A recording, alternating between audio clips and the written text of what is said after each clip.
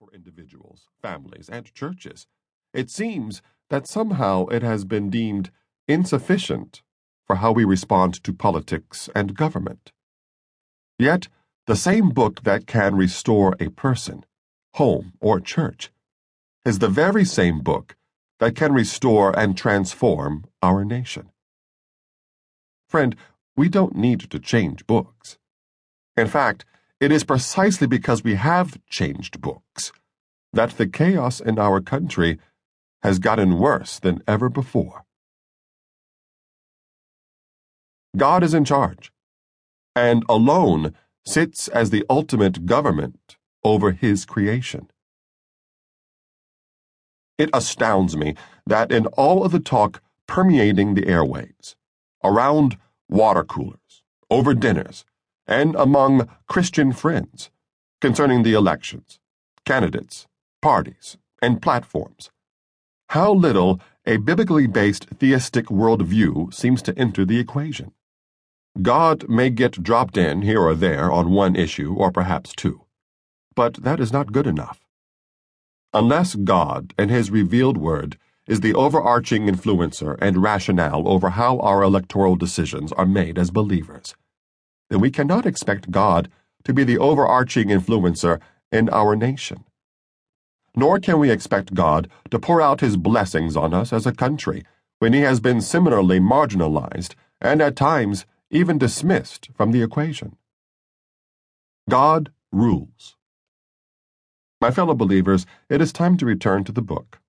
It is time to look to the one source that holds the answers for how our country should operate: the Bible. And to do so, I want to start with the foundational principle upon which all else should rest concerning how a Christian should vote. This principle is located in the book of Romans, where we read, "Every person is to be in subjection to the governing authorities. For there is no authority except from God, and those which exist are established by God." Romans 13:1.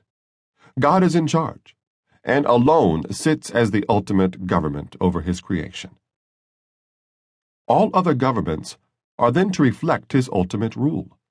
It is as straightforward and as complex as that. Scripture tells us clearly that there is no authority apart from God. Not only that, but we read that any governing authorities put in place have been established by God.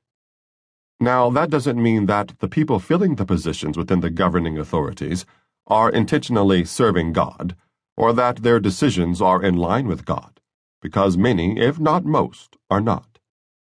But the institution of governmental authority has been created, decreed, and established by God underneath His sovereign control.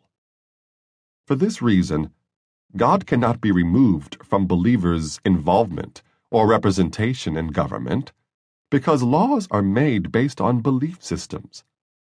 Since the Christian's belief system or worldview is to be derived from the Bible, then out of necessity it should inform our politics, and therefore should inform our vote. A quick word on sovereignty before we move on, because an accurate understanding of this principle is critical to formulating a believer's worldview on voting.